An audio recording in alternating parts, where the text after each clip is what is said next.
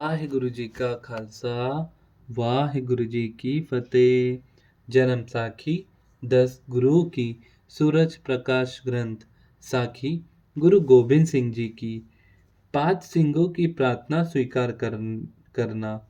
सारे दिन के युद्ध में 35 सिंह और 2 साहिबजादे शहीद हो चुके थे।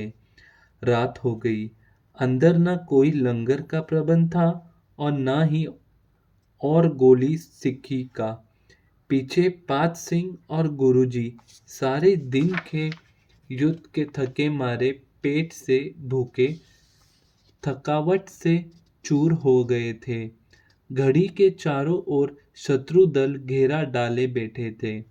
यह सारे हालात विचार कर 5 सिंहों ने, जो इस समय गुरुजी के पास रह गए थे, प्रार्थना की कि महाराज जी, अब रात के अंधेरे में आप यहाँ से निकल जाओ। इन बेईमानों के हाथ नहीं आना चाहिए। हम जैसे सिख तो और भी लाखों हो जाएंगे। आपके शरीर की सलामती चाहिए।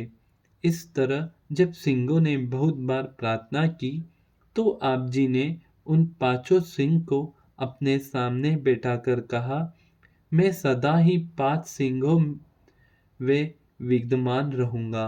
जो पुरुष 5 सिंहों को भोजन और वस्त्र भेंट करके अरदास करवाएगा, उसके मन की कामना पूरी होगी।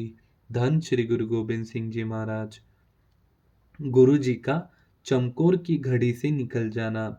इस तरह 5 सिंहों की महिमा बात कर गुरु जी ने वचन किया कि हम अब गद्दी भी खालसा पंथ को देते हैं। खालसा पंथ सदा अटल रहेगा। यह वचन करके आप जी ने उन 5 सिंहों की 3 परिक्रमा करके वाहिगुरु जी का खालसा वाहिगुरु जी की फतेह बुलाई।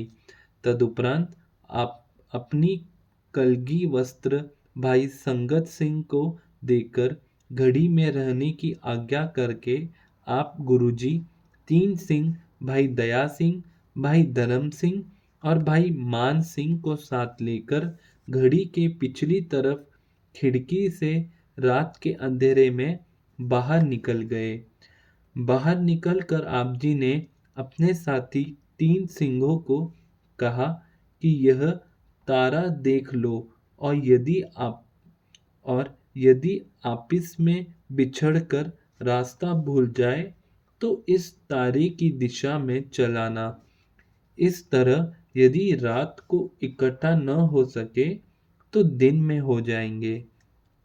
सिंहों को इस तरह सावधान करे आप जी ने अपना धनुष्य बाण, पेशकबज और सिर साहिब कलगी लेकर फेटा बांध लिया और अरदास करके मच्छीवाड़े की तरफ चल पड़े।